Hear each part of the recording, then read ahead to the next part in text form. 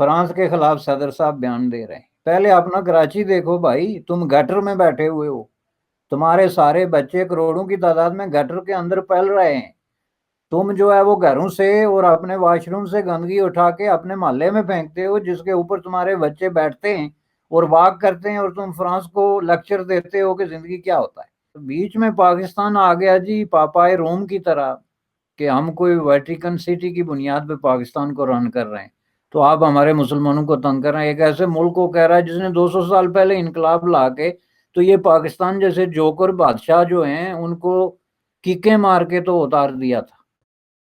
سرحد کے اس پار پروگرام کو دیکھنے والے تمام دوستوں کو خوش آمدید، سواگت. دوستو، آج دو بڑی خبریں ہیں جنہیں ہم پروگرام میں ڈسکس کریں گے. ایک تو یہ ہے کہ پاکستان FATF میں بلیک لسٹ ہونے سے تو بچ گیا، لیکن وہ ابھی بھی گرے لسٹ میں ہے. جون تک کا ٹائم ملا ہے انہیں. 27 میں سے 24 پوائنٹس پاکستان نے میٹ کیے ہیں. ابھی بھی 3 ایسے پوائنٹس ہیں جن پر انہیں کام کرنے کی ضرورت ہے، ایسا کہا گیا ہے FATF کی حال ہی میں مکمل ہوئی پیرس میٹنگ میں. اور دوسرا ہمارا جو اہم ترین ٹاپک ہے وہ یہ ہے کہ بھارت اور پاکستان کے DGMOs کی ہاٹ لائن پر میٹنگ ہوئی. یہ خبر باہر آئی ہے کہ 2003 کی جو LOC سیز فائر لائن کا اگریمنٹ تھا وہ بھارت اور پاکستان میں پھر سے بحال ہو گیا ہے. اس کا مطلب یہ ہے کہ اب LOC پہ جس طرح پچھلے کچھ عرصے سے چیلنج ہو رہی تھی وہ اب نہیں ہوگی. دیکھتے ہیں کہ یہ سیز فائر اگریمنٹ کب تک چلتا ہے. پروگرام میں خیر مقدم کہیں گے بیرسٹر حامد بشانی صاحب کو. Welcome to the program sir. Thank you جناب, شکریہ. حامد بشانی صاحب، سب سے پہلے تو یہ بتائیں کہ آپ نے خبر سنی پاکستان FATF میں ابھی بھی گرے لسٹ میں ہے. میں اس پروگرام میں آنے سے پہلے پاکستانی میڈیا کو دیکھ رہا تھا، وہاں پر بڑی خوشی کا اظہار کیا گیا.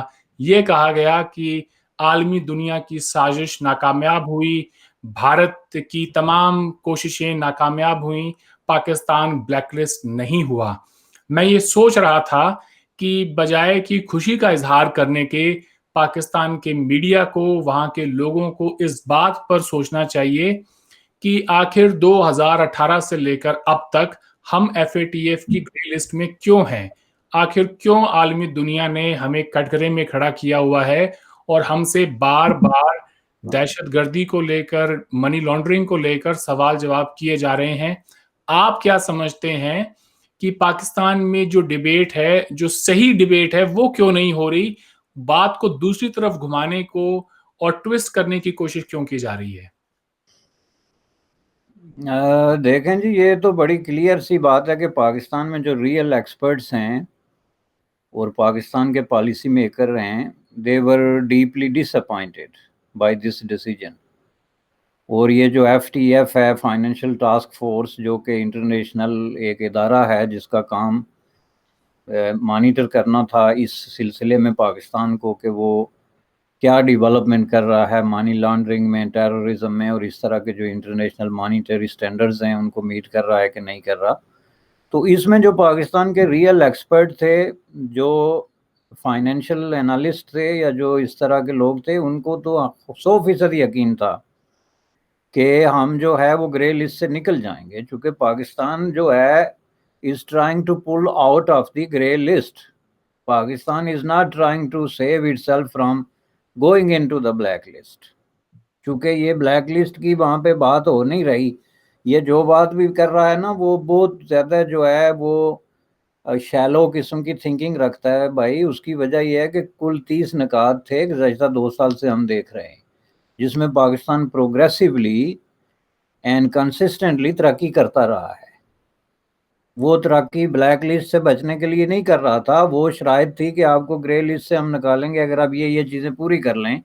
تو انہوں نے 30 میں سے پہلے وہ 24 کر لی تھی, اب 26 کے قریب وہ پہنچ گئے, جس کا مطلب یہ تھا کہ اگر وہ 30 پوری کر لیں یا سو فار ان کو مطمئن کر دیں کہ بھائی ہم نے 30 جو ہے کو ٹچ کر لیا سیٹسفیکٹوریلی, تو ان کو گرے لسٹ سے نکال دیا جاتا. So there was no discussion about blacklist. Blacklist was the discussion a year ago, کہ جب وہ between 30 اور 15 کے گھوم رہے تھے، تو اس میں ظاہر ہے پھر یہ خطرہ بھی موجود تھا کہ اگر ہم مزید آگے نہیں بڑھ سکتے تو ہم پیچھے جا سکتے ہیں، جس کی وجہ سے بلیک لسٹ میں ہم. تو یہ کامن سینس ہے آبویسلی. اور اس سے آپ اندازہ لگا سکتے ہیں کہ میڈیا کوئی اتنا جاہل نہیں ہے پاکستان کا، تو پھر ایسے کیوں اس کو وہ رپورٹ کر رہا ہے کہ وہ اپنے آپ کو سمارٹ سمجھتے ہیں. بیوقوف آدمی جیسے اپنے آپ کو سمارٹ سمجھنا شروع ہو جائے نا، تو وہ ایسی حرکتیں کرنے لگتا ہے کہ جس سے جو ہے وہ بڑی اس کی اپنی جگ ہنسائی جو ہے وہ ہوتی ہے. اب یہ بات پاکستان کا ہر آدمی سمجھتا ہے کہ بھائی ہم پہ کتنے نقائص کی شرائط تھی اور ان میں سے کتنی ہم نے پوری کر دی. اور اس دفعہ ہمارے ماہرین یہ کہہ رہے تھے کہ وہ یار آلموسٹ دیئر، کو 2-3 کا فرق رہ جائے گا ہم پورے. اس کے اچانک جو ہے وہ میڈیا پلٹا کھائے، اور بجائے یہ خبر دینے کے کہ پاکستان اس دفعہ گرے لسٹ کی جو شرائط تھی پوری کرنے میں 2-3 شرائط سے رہ گیا، انفارچونیٹلی آگے بریکٹ میں لکھ دیتے، اس کے بجائے انہوں نے سرخیاں لگائی کہ بلیک لسٹ میں جانے کی سازش سے بچ گیا. Where was the conspiracy and what was the سازش؟ دیر از نو ٹاک اباؤٹ سازش اور کنسپیریسی ایٹ آل. اس سے کیا لگتا ہے کہ پاکستان میں ریسنٹلی ایک جو fascist kind of mind set develop کیا گیا ہے، جس نے سب سے پہلے میڈیا کو اپنی گرفت میں لیا ہے. اس کے بالکل ڈیفرنٹ قسم کے سٹینڈرڈ انہوں نے جو ہے وہ بنا لیے ہیں، جس کا سب سے پہلا اصول یہ ہے کہ اتنا جھوٹ بولو اور اتنے تسلسل سے بولو. یہ پرانا کلیشے ہے لیکن اس کے اندر اگر آپ جائیں تاکہ لوگوں کو اس پہ 100% یقین ہو جائے کہ جی بالکل یہ جو کہہ رہے ہیں سچ کہہ رہے ہیں. اور یہی میڈیا کر رہا ہے. ایک لیٹ نائٹ کامیڈین جیسے یونائٹڈ اسٹیٹ میں ہوتے ہیں نا، اس طرح پاکستان میں بھی ہوتے ہیں، جو رات کو حکمرانوں کی جو خبریں ہوتی ہیں نا ان پہ مزاحیہ تبصرے کرتے ہیں. تو اس میں سے ایک خاتون کا میں دیکھ رہا تھا کہ جس طریقے سے یہ نئی گورنمنٹ کی جو نیولی فاؤنڈ مینٹالٹی ہے، جس میں پازیٹیوزم اور حقائق کو نہ تسلیم کرنا اور یہ دعویٰ کر دینا کہ جی اگر آپ کو دل سے یقین ہو تو دنیا کا ہر کام ہو جاتا ہے، یعنی میں نے پرائم منسٹر بننا ہے تو بننا ہے، نو میٹر کہ میرے خلاف پوری کائنات کیوں نہ کھڑی ہو. یہ اس طرح کی جو مینٹالٹی ہے نا، اس کو میڈیا میں بھی انڈیوس کیا جا رہا ہے. اور ہم دیکھ رہے ہیں بڑے بڑے ایشوز پہ میڈیا کا سٹینڈ جو ہے از ریئلی ویری ڈسگسٹنگ، اور سم معاملات میں is really really not a media role. یہ جو بکے ہوئے لوگ ہوتے ہیں اور بہت ہی بند قسم کے ذہن اور بہت ہی جو ہے نا وہ ایک طریقے سے آپ سمجھ لیں کہ بایس اور پریجوڈس قسم کی جو مینٹالٹی ہوتی ہے نا سچائی کے خلاف، وہ وہاں پہ پریویل کرتی ہے، جس کا سب سے بڑا ثبوت یہ خبر ہے. اب اس میں دیکھیں میڈیا کو لکھنا کیا تھا. کوئی بھی جو میڈیا ہوتا ہے نا کسی ملک کا، وہ اگر کوئی ملکی راز کو آشکار کر رہا ہو، کوئی سیکرٹ جو ہے اس کو ڈسکلوز کر رہا ہو، کوئی اپنے ملک کی کوئی ایسی جو ہے وہ چیز باہر کر رہا ہو جو کمزوری بن کے دوسرے ملکوں کے ہاتھ میں آتی ہو، تو آپ کہہ سکتے ہیں کہ یہ میڈیا محب وطن نہیں. اس میں ایک تھوڑی سی بات بنتی ہے کہ ایک at the period of trial جو ہے آپ کا میڈیا وہاں کھڑا ہو گیا، اس نے کیا. لیکن جب میڈیا قومی جو سچائیاں ہوتی ہیں جس پہ ملک ڈیپینڈ کر رہا ہوتا ہے اور ملک کی سروائیول کا کوشچن ہوتا ہے، اس کو ڈسٹارٹ کر کے بیان کرے یا اس کو چھپانا شروع ہو جائے، تو اس سے زیادہ غیر محب وطن، ان پیٹریوٹک جس کو آپ کہتے ہیں، کوئی اور نہیں ہو سکتا. یہ حرکت ہے ان لوگوں کی. بھائی اس وقت پاکستان نے خود آفیشیلی ایکسپٹ کیا کہ یہ 30 شرائط جو ہم پہ لگی ہیں یہ جینون شرائط ہیں اور ہمیں ان پہ کام کرنا ہے. آپ کا منسٹر کہتا ہے کہ ہم نے جی جو 3 رہ گئی ہیں ان پہ بھی اصل میں بہت حد تک ہم نے کام کر لیا تھا، اور جو FATF ہے اس نے ہمیں اپریشیٹ کیا ہے، دس از ویری انکریجنگ. یہ اس کے الفاظ ہیں. تو جس کا مطلب یہ ہے کہ آپ کی گورنمنٹ، آپ کی اسٹیبلشمنٹ جو ہے is cooperating with FATF. So this is not a secret to disclose. یہ this is not a weakness to expose so your enemy is getting strength or some thing. یہ ایک ایسی سچائی ہے جس کو آپ چھپائیں گے تو آپ بہت بڑی اپنے ملک کام اور اپنے لوگوں کے ساتھ سخت قسم کی جو ہے وہ بددیانتی کر رہے ہوتے ہیں. اب اس کو چھپا کے کہ بھائی بجائے اس کے کہ ہم گرے لسٹ سے نکلیں، بات کریں کہ جی ہمیں تو بلیک میں ڈال رہے تھے تو ہم اتنے بڑے بہادر اور عظیم شان لوگ ہیں کہ ہم ٹہلتے ٹہلتے اس سے باہر آ گئے. This is the attitude which is basically a mentality of failure. کہ جب فیلئر کے بعد آدمی انسسٹ کرتا ہے کہ نہیں میں فیل ہو ہی نہیں سکتا. میں نے ایسے لڑکے دیکھے when I was in high school, تو وہ رزلٹ آتا تھا نا تو رزلٹ وہ لگاتے تھے دیوار پہ، ایک ہی لسٹ لگا کے چلے جاتے تھے. تو بہت دور دور سے آئے ہوئے ہیں اسٹوڈنٹ، تو وہاں جم گٹھا ہے تو ایک دوسرے کے کندھے پہ چڑھ کے تو اوپر اپنا رول نمبر دیکھتے تھے.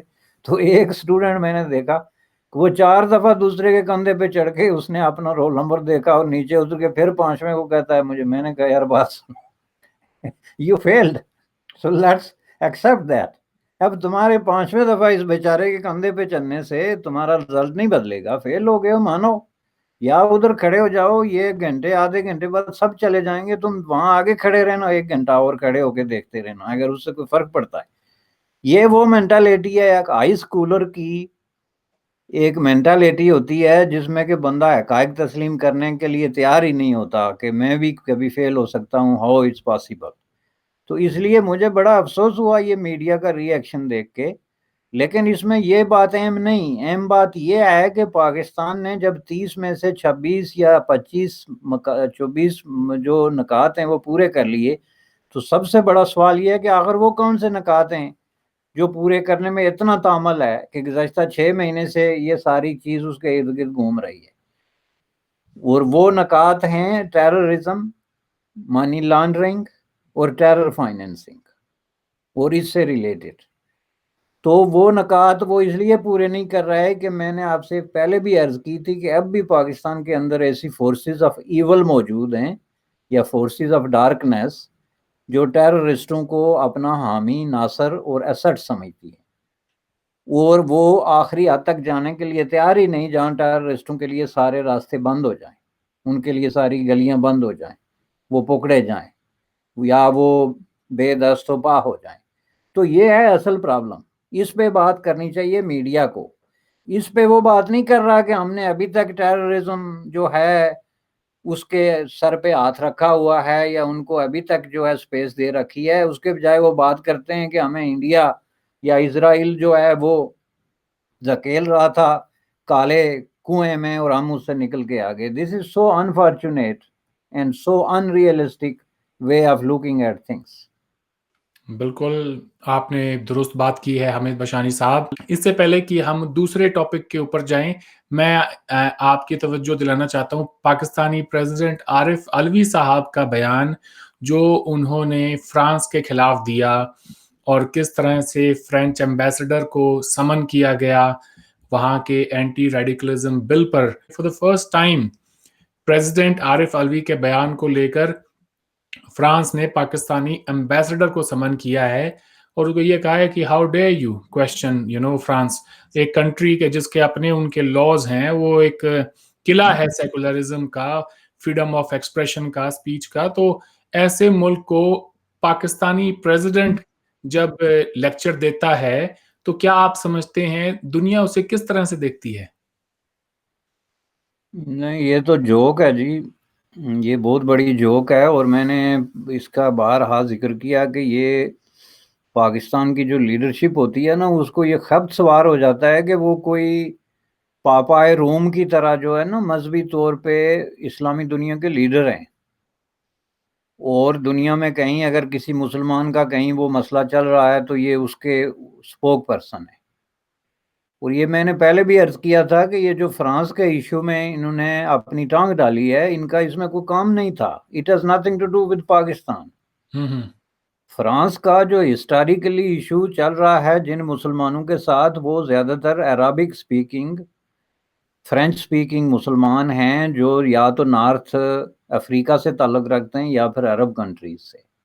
اور چونکہ ان کا ایک لمبے عرصے سے آپ کو پتہ ہے کہ فرانس کے ساتھ کالونیلزم کے دور سے لے کے ایک تعلق رہا ہے. بعض افریقن کنٹریز ایسی ہیں جن کی سرکاری اور قومی زبان تک جو ہے وہ فرینچ ہے. ان کے آپس میں بڑے اس طرح کے رشتے ہیں جیسے ہم بر صغیر کے لوگوں کے جو ہے وہ انگریزوں کے ساتھ تھے لینگویج کے حوالے سے یا کالونیلزم کے حوالے سے. تو اس دور کے بہت سارے ہمارے گریونسز بھی ہیں، جیسے جلیاں والا باغ ہے اور اس طرح کی یہاں انہوں نے غلط کر دیا تھا، وہ دولت لوٹ لی تھی. وہ ایک ہسٹوریکل جو کالونیل چیزیں ہیں وہ بھی ہمارے ذہنوں میں ہوتی ہیں جب ہم ایک دوسرے سے معاملہ کرتے ہیں. اب وہ لوگ فرینچ بولتے ہیں تو وہ فرانسیسی لوگوں کے ساتھ کمیونیکیٹ کرتے ہیں. ایک پاکستانی جو نیا امیگرینٹ تازہ تازہ fresh out of the board جس کو آپ کہتے ہیں آتا ہے تو اسے کوئی فرینچ نہیں آتی, نہ وہ ڈھنگ کی انگلش بولتا ہے, نہ فرانسیسی کسی سے انگلش بولنا پسند کرتے ہیں. تو وہ ہوا میں ایک تاریخ اس میں چلتا ہوا آدمی ہوتا ہے جس کو نہ کسی بات کا پتہ ہے, نہ کوئی گہرائی کا اس کو علم ہوتا ہے, اور وہ خواہ مخواہ آ کے تو اپنے آپ کو اس نے اگر ایک دو ایسی حرکتیں کر دی کہ ایک بچے نے حملہ کر دیا چرچ پہ یا کچھ اس طرح, تو اس کا مطلب یہ نہیں کہ Pakistan centre of the stage پہ آ گیا. وہ کبھی بھی نہیں آ سکتا French politics in reference to Muslims. In reference to Muslim French politics میں کبھی بھی اگر کوئی قوت یا کوئی طاقت یا کوئی گروہ آگے ہوگا تو وہ فرینچ سپیکنگ گروہ ہوں گے, خواہ وہ کوئی لبنانی ہو یا کوئی نارتھ امریکن الجیرین ہو, نارتھ افریقن ساری الجیرین ہو, یا جو ہے وہ مراکش کا ہو یا کوئی ایسے ملکوں کا. اب وہ آپس میں جو ہے میں نے کہا کہ ان کے وہ بیچ میں پاکستان آ گیا جی پاپائے روم کی طرح کہ ہم کوئی ویٹیکن سٹی کی بنیاد پہ پاکستان کو رن کر رہے ہیں, تو آپ ہمارے مسلمانوں کو تنگ کر رہے ہیں. ایک ایسے ملک کو کہہ رہا ہے جس نے 200 سال پہلے انقلاب لا کے, تو یہ پاکستان جیسے جوکر بادشاہ جو ہیں ان کو کیکیں مار کے تو اتار دیا تھا. یہ جو جوکر ہی ہے نا, یہ الوی, ہو از دا الوی, ہاں, اس کی what is his background, اس نے مینٹل کیا مینٹل کام کیا. ایسا کہتے ہیں سوشل میڈیا پہ اسے. ہاں, اس نے کیا کام کیا ہے ماضی میں, اس کے عوام کے ساتھ کیا رشتے رہے ہیں. He is just like a king, he was appointed by another king who became king because of his heroship, not because he is a politician. تو اس کو اس نے راتوں رات جو ہے وہ بنا دیا صدر. اس نے ٹوپی پہن لی اور سمجھ لیا میں کوئی پاپائے روم ہوں. وٹ دا ہیل از دس بھائی, کیا تعلق ہے تمہارا. یہ تمہارے جو ان پڑھ قسم کے لوگ, جن ان پڑھ سے مراد یہ ہے کہ جس کو فرینچ کا ایک سینٹنس نہیں آتا, اس کو پہلی بات ہے کہ ان معاملات میں مداخلت ہی نہیں کرنی چاہیے. تو یہ لوگ وہاں اگر روزگار کی تلاش میں, اچھے مستقبل کی تلاش میں, اور سب سے بڑی بات یہ ہے کہ روٹی کی تلاش میں, اور اس سے بھی بڑی بات یہ ہے کہ عزت نفس کی تلاش میں, کیونکہ پاکستان میں آدمی صرف بھوکا نہیں مرتا, وہ عزت نفس بچاتے بچاتے زیادہ مرتا ہے, اور اس کو زیادہ جوتے اس کی عزت نفس پہ پڑتے ہیں اس کے پیٹ سے زیادہ. وہ اگر بھاگ کے بوٹوں میں گھس کے جا کے فرانس میں کسی کیمپ میں اس نے پناہ لی ہوئی ہے, اور دوسرے دن وہ مسلمانوں کا لیڈر بن کے فرینچ کو جو ہے وہ سبق سکھانا شروع ہو جائے کہ زندہ کیسے رہا جاتا ہے, تو دیٹ از ریئلی شیمفل. اور یہ ان لوگوں کو سمجھنا چاہیے, دے آر جسٹ لائک جوکرس, اور وہ اس لیے زیادہ اپنے جوکر پن کو اور زیادہ بڑھا رہے ہیں کہ پاکستان کے لوگ اس کو بائی کر رہے ہیں کہ جی وہ ہمارے خان صاحب نے یہ فرما دیا اور فرحان نے اس کی بولتی بند کر دی. بھئی کم از کم کوئی عقل کے ناخن لو, پہلے اپنی حیثیت دیکھو. آپ وہاں پہ کوئی ایز اے ٹورسٹ نہیں گئے ہوئے یا ایز اے اسٹوڈنٹ نہیں گئے ہوئے. مطلب ایک ہوتا ہے نا جی ہمبلنیس, اور ایک انسانیت ہوتی ہے. اب یہاں کینیڈا میں دیکھیں, ایک کسی لڑکی نے پرائم منسٹر کو ایک سوال کر دیا, تو اگر میں جرنلسٹ ہوتا تو میں اس کو ایسے ہائی لائٹ کرتا کہ دیکھیں یہ پاکستانی لڑکی وزٹر ہے یا اسٹوڈنٹ ہے, یہ کینیڈین کتنے گریٹ لوگ ہیں کہ انہوں نے اس کو اپنے پرائم منسٹر تک ایکسس دے دی کہ تم یہاں کی سٹیزن ہو یا نہیں ہو, تمہاری کوئی سروسز ہیں یا نہیں, تمہارا باپ دادا یہاں کا جاگیردار تھا یا نہیں, تمہارے ماموں کے پاس کتنے بلین ڈالر ہیں یا نہیں, تم پھر بھی پرائم منسٹر کو سوال کر سکتی ہو.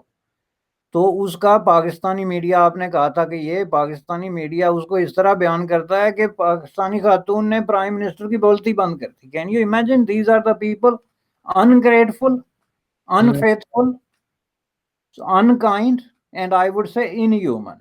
یہ کوالٹیز لے کے پیدا ہوتا تو ہر بند بچہ ایسا ہی ہوتا ہے کہ اس میں کوئی چیز بھی ڈیولپ کرنی ہوتی ہے, لیکن یہ لگتا ہے کہ بچے کو پیدا ہونے کے فوراً بعد سب سے پہلے یہ کوٹ کوٹ کے بھرتے ہیں پاکستان میں یہ چیزیں کہ تم جو ہے یہ خصوصیات ڈیولپ کرو تاکہ لوگوں کو اریٹیٹ کرو, خواہ تم جرنلسٹ ہو, پالیٹیشین ہو, ڈپلومیٹ ہو, جو ہو, لوگوں کو اریٹیٹ کرو. تو یہ اریٹیٹ کرنے والی بات ہوئی کہ آپ جناب فرانس کے خلاف صدر صاحب بیان دے رہے ہیں. پہلے اپنا کراچی دیکھو بھائی, تم گٹر میں بیٹھے ہوئے ہو, تمہارے سارے بچے کروڑوں کی تعداد میں گٹر کے اندر پل رہے ہیں, تم جو ہے وہ گھروں سے اور اپنے واش روم سے گندگی اٹھا کے اپنے محلے میں پھینکتے ہو جس کے اوپر تمہارے بچے بیٹھتے ہیں اور واک کرتے ہیں, اور تم فرانس کو لیکچر دیتے ہو کہ زندگی کیا ہوتا ہے.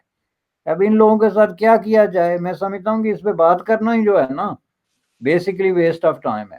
صحیح. جب یہ اعتراض کرتے ہیں کہ نہیں جی ہمارے لیے پروفٹ محمد کا رتبہ بہت یہ ہے اور آپ نے جو لاز بنائے ہیں بڑے خراب ہیں، بھائی ان کے ملک میں ریڈیکلائزیشن ایک بہت بڑا مسئلہ ہے، اس کو ایڈریس کرنے کے لیے انہوں نے وہ لاز بنائے ہیں. آپ کے لیے پروفٹ محمد جو ہیں وہ بہت بڑی شخصیت ہیں، ہر مسلمان کے لیے ہیں، ہونے بھی چاہیے. لیکن جب آپ یہ دیکھتے ہیں کہ آپ کے اپنے ملک میں مائنورٹیز کے ساتھ میں، جیسے مثلا ابھی عامر لیاقت نے ٹویٹ کی تھی، ایک پوری کنٹروورسی ہوئی اسے لے کر، تو وہ جو ہندو گاڈس تھی اس کو لے کر اس نے ایک بہت ہی بھدا مذاق کیا. اب بعد میں عامر لیاقت سے جب لوگوں نے سوال جواب کیے اور پاکستانی مسلمز نے کیے، ایسی بات نہیں ہے، تو یہ بھی اپریشیٹ ہمیں کرنا چاہیے. تو اس کے جواب میں عامر لیاقت نے ایک فارمل اپالوجی دی. انہوں نے ٹویٹ کیا کہ مجھ سے غلطی ہو گئی اور میں نے اپنا ٹویٹ ہٹا لیا ہے، میں تمام مذاہب کی قدر کرتا ہوں. تو سوال یہ بنتا ہے کہ جب آپ کریں تو ایک اپالوجی سے ہی ساری بات جو ہے بگڑی ہوئی بات بن جاتی ہے، اور سامنے والا اگر وہی حرکت کر دے تو بلاسفمی کے چلتے آپ اس کو سولی پہ ٹانگ دیتے ہیں. یہ بھی ایک فرق ہے. یہ آئی ڈونٹ نو کتنے پاکستانیوں کو یہ بات اچھی لگے گی یا نہیں، مگر یہ ایک ریالٹی ہے کہ آپ کریں تو اپالوجی اور دوسرا سامنے والا کرے تو بلاسفمی. خیر بڑا آگے سمجھ بڑھتے ہیں. ہاں. آج کا ہمارا جو ایک بہت ہی اہم ترین ٹاپک وہ یہ ہے کہ بھارت اور پاکستان کے ملٹری ڈائریکٹر جنرل آپریشنز نے ہاٹ لائن پر بات کی، ایک میٹنگ ہوئی ان کے درمیان، اور اس کے رزلٹ میں 2003 کا جو سیز فائر اگریمنٹ تھا وہ انہوں نے بحال کیا ہے. آپ اسے کس طرح سے دیکھتے ہیں بشانی صاحب؟ یہ تو ایک خوشائن بات ہے. واٹ ڈو یو تھنک کتنے عرصے تک یہ بحال رہے گا؟ دیکھیں یہ تو جو انہوں نے میٹنگ کی اور اس کے رزلٹ میں یہ تو اس کا آخری سین ہے. میں اس کو پیچھے سے دیکھتا ہوں کہ اس کے پیچھے بہت بڑے سین ہیں، چونکہ جو ڈائریکٹر جنرل ملٹری آپریشن یا میجر جنرل کو پاکستان کی سائڈ پہ یا لیفٹیننٹ جنرل جو انڈیا کی سائڈ پہ، ان کو کہاں اتنا اختیار ہوتا ہے کہ وہ کوئی اتنے بڑے بڑے وائٹل قسم کے ڈیسیجن جو ہے نا کر سکیں.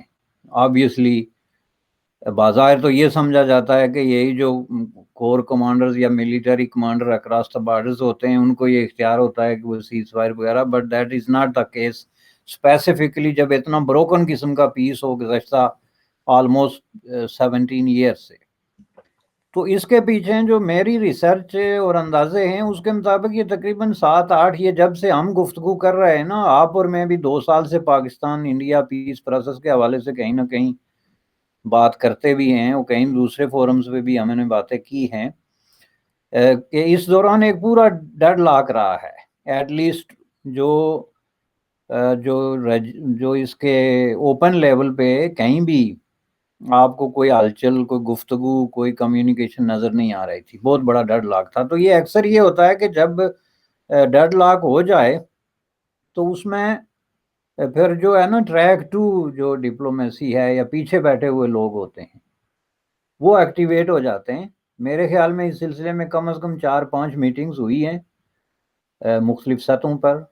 ابھی ریسنٹلی جو ایک میٹنگ ہوئی تھی جو آفیشیل سطح پہ ہوئی تھی، جس میں پاکستان کے یہ جو ہیں کیا نام ہے ان کا، یوسف اور آپ کے اجیت ڈوگل صاحب نے، یہ تو بہت بڑی ایک ہائی پروفائل اوپن میٹنگ تھی. لیکن میرے خیال میں اس میٹنگ کا بھی نمبر 1 ایجنڈا جو ہے وہ یہی تھا. اور اس سے پہلے جو ہے وہ 3-4 مختلف سطحوں کی میٹنگوں کے بعد یہ ڈیسیجن ہو چکا تھا کہ لائن آف کنٹرول کے حوالے سے ہمارا جو ایگریمنٹ ہے اس کو آن کیا جائے اور اس کی رسپیکٹ کی جائے. اب یہ جو لفظ ہے نا، اس کو آن کرنا اور رسپیکٹ کرنا، it has to do a lot with the whole package between India and Pakistan, چونکہ یہ آپ کو پھر واپس شملہ ایگریمنٹ کی طرف لے جاتا ہے. اور شملہ ایگریمنٹ کے اندر یہ چیز بڑی ایکسپریسلی موجود ہے کہ یہ جو لائن آف کنٹرول سے متعلقہ جو معاملات ہیں وہ ہم باہمی گفت و شنید اور پیسفل طریقے سے کریں گے، اس میں اس کو جو ہے وہ ہاتھ سے نہیں نکلنے دیں گے وغیرہ وغیرہ، جو لمبا چوڑا وہ ہے، یہ اس کی بھی ایک ریفلیکشن ہے. تو اس حوالے سے میں سمجھتا ہوں کہ یہ شملے کا ریفلیکشن بھی ہے اور پاکستان انڈیا کے درمیان جو ڈیڈ لاک ہوا تھا اس کے ٹوٹنے کا ریفلیکشن بھی ہے، جس کی تازہ ترین مثال یہ خود ہمارے پرائم منسٹر عمران خان صاحب کا جو ہے وہ trip to Sri Lanka over Indian space جو انہوں نے کیا، اور یہ میں نے وہاں بھی ذکر کیا تھا کہ انڈین سپیس کے اوپر سے انہوں نے نہیں جانا تھا، کیونکہ خان صاحب جو ہیں he is a very egoistic, بلکہ ایگوٹیسٹیکل جو پرسنالٹی جس کو آپ کہتے ہیں وہ ہیں، اور وہ کسی صورت میں یہ نہیں کرنا تھا انہوں نے، اور ظاہر ہے کہ this was the part and parcel of the whole package جو ہمارے ان خدشات کو اور تحفظات کو اور معروضات کو جو ہے وہ مزید ابھارتا ہے، جو ہم بار بار بیان کرتے رہے کہ پاکستان اور انڈیا کے جو موجودہ حکمران ہیں یا جو رولنگ ایلیٹ ہے اور اسٹیبلشمنٹ ہے، یہ پاکستان اور انڈیا کے عوام کو اندھیرے میں رکھ کے، بلکہ ٹو بی بلنٹ دھوکے میں رکھ کے، تو یہ آپس میں بہت سارے معاملات کو طے کر رہے ہیں، چونکہ دونوں طرف جو فورسز بیٹھی ہوئی ہیں almost they have the same kind of mentality, دونوں جو ہے وہ پاپولزم کے حوالے سے اپنے آپ کو جو ہے وہ لے کے چلتے ہیں، دونوں کے خیالات، dreams, every thing it goes by that kind of thinking. تو اس میں انہوں نے یہ چیزیں جو طے کی، اب دیکھیں عوام کا جہاں تک تعلق ہے کتنے سال ہو گئے، 17 سال سے عوام بیچارے جو کچھ بھی ہیں وہ اس پہ پیٹ رہے ہیں کہ بھائی خدا کے لیے یہ فائرنگ بند کر دو یا اس فائرنگ کو کم کر دو۔ دونوں طرف جو ایل او سی کے اس پار اور اس پار، یہ پونچھ اور مینر اور یہ رجوری اور یہ جو علاقے ہیں، ایک ہی قسم کے لوگ آباد ہیں جو دنیا کے غریب ترین لوگوں میں سے ایک ہیں، ان کی فیملی تقسیم ہے، وہاں کے بارے میں ہر بندہ جانتا ہے کہ ہر تیسرے گھر میں ڈیوائیڈڈ فیملی ہے، باقی پورے state of Jammu and Kashmir میں یہ بات نہیں ہے۔ That is some thing so unique کہ وہاں پہ جو ہے نا یہ دریائے پونچھ کے اس پار اور اس طرف یہ ڈیوائیڈڈ فیملیز ہیں اور لوگ ایک دوسرے کے حوالے سے بڑے سینسیٹیو ہیں۔ تو اس میں جو یہ پچھلے 20-15 سالوں میں جو ڈیولپمنٹ ہوئی تھی، جو بسیں کھلی تھی، آمد و رفت کے ذرائع شروع ہوئے تھے، تو اس کا ان فیملیز کو بڑا امیجیٹ قسم کا امپیکٹ پڑا تھا، کیونکہ they were able to see each other. پھر اس میں تجارت کھل گئی تھی جس کی وجہ سے کافی لوگوں کا روزگار اس سے ساتھ وابستہ ہو گیا تھا، لوگوں کا، which was a big deal کہ لوگوں کو گھر کے قریب اپنی دھرتی پہ اس طرح کا جو ہے وہ روزگار مل جائے۔ تو انہوں نے اچانک بندوقیں اٹھا دی دونوں طرف اور ایک دوسرے پہ گولے برسانے شروع کر دیے without explaining why we are doing this. So far as the terrorism is concern, تو ٹیررزم تو 89-90 سے چلتا آ رہا ہے، so that can not be an excuse for these kind of violation. تو اس کو میں اس سارے پروسیس میں دیکھتا ہوں، اور یہ مجھے لگتا ہے کہ انڈیا اور پاکستان اب اپنے سیکنڈ فیز پہ آ گئے ہیں، یہ جو حکمران ہیں، اور اس میں اسٹیبلشمنٹ شامل ہے پاکستان کی طرف سے فار شور، کیونکہ پاکستان میں ملٹری لیڈرشپ کے بغیر کور کمانڈرز ان کی کنسنٹ اور ان کی ایکسپریس اوپینین کے بغیر کوئی میجر جرنل یا کوئی کسی معاہدے کو اور کسی سیز فائر کو وہ نہیں کر سکتا۔ And obviously Pakistani prime minister is in no position to even issue a statement about that, and obviously there was no statement from any politician. Statement تو آئی دونوں طرف سے جو ہے وہ ملٹری سرکل سے آئی ہے۔ میں اس کو ایک پازیٹیو ڈیولپمنٹ سمجھتا ہوں، میں سمجھتا ہوں کہ یہ 2021 میں جو پونچھ کے اور کشمیر کے غریب لوگ ہیں ان کے لیے ایک بہت بڑا تحفہ ہے، لیکن اس کے بارے میں ابھی ہمیں یہ دیکھنا چاہیے کہ ان کے درمیان کوئی بہت بڑا جو سمجھوتا ہوا اس میں انہوں نے کس کو بیچا اور کس کو خریدا۔ یہ دیکھیں شملہ میں بھی ایسے ہوا تھا، ہم کہتے ہیں نا شملہ واز این ایگریمنٹ، ہم نے اس وقت بھی اپریشیٹ کیا تھا کہ یہ پیسفل جو فورسز ہیں ان کے لیے ایک بہت بڑی اچیومنٹ ہے، اس میں ماسکو نے ایک بہت بڑا رول پلے کیا تھا۔ ہم سمجھتے تھے کہ یہ اس پورا جو خطہ ہے اس کی جو پیسفل فورسز ہیں ان کے لیے بہت بڑا ایک کامیابی کی ضمانت ہے۔ ہم پیس کی ہر موو کو درست سمجھتے ہیں اور یہ پیس کی صحیح موو ہے، لیکن اس میں ہمیں پھر یہ بھی دیکھنا ہوتا ہے کہ اس کے اندر لینا دینا کیا ہوا ہے بیہائنڈ دا سین، کہ آخر پورا نقشہ کیا ہے۔